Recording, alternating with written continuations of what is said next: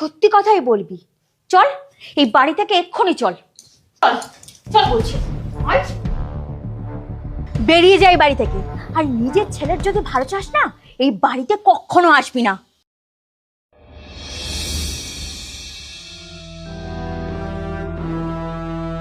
এই বুড়ি, তুই আবার চলে এসেছিস?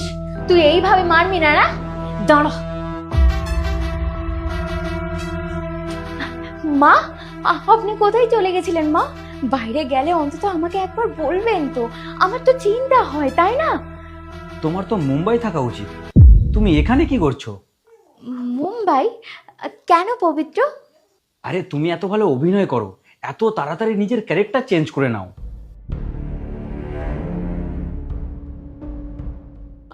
পবিত্র, তুমি এসব কি বলছো? আমি কিছুই বুঝতে পারছি না। তুমি না বুঝতে পারলেও আমি বুঝে গেছি।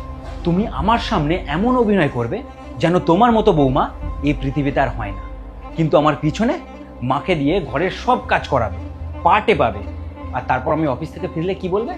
বাড়ির সব কাজ তুমি একা করেছো, তাই না? না না পবিত্র, বাড়ির সব কাজ আমি করি, আমি সত্যি বলছি। মিথ্যে কথা বলো না বৌমা। আজ আমি পবিত্রকে সব ভিডিও কল করে দেখিয়েছি।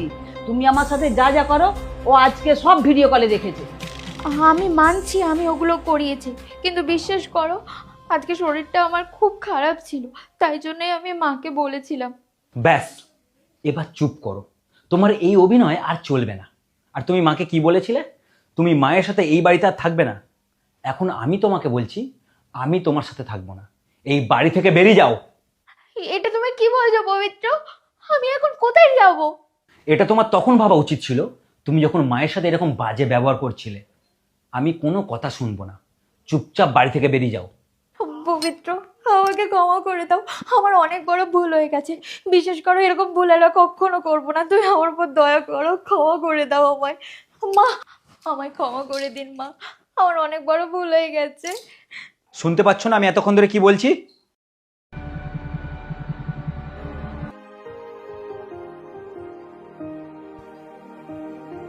মা, তুমি এসব আগে বলনি কেন আমাকে? বাবু, এই জন্যই তোকে আমি বলিনি। ও আমাকে ভয় দেখাতো। আমি যদি তোকে এইসব কথাগুলো বলি তাহলে ও আমাকে ঘর থেকে বের করে দেবে। তাই যতক্ষণ সহ্য করতে পেরেছি ততক্ষণ তোকে কিচ্ছু বলিনি। আর এখন সহ্য করতে পারছি না, সেই জন্য তোকে কথাগুলো বললাম। আমাকে ক্ষমা করে দাও, আমি থাকা সত্ত্বেও তোমাকে এত কষ্ট সহ্য করতে হয়েছে। না না বাবু, তুই এটা বলিস না, তোর এতে কোনো ভুল নেই।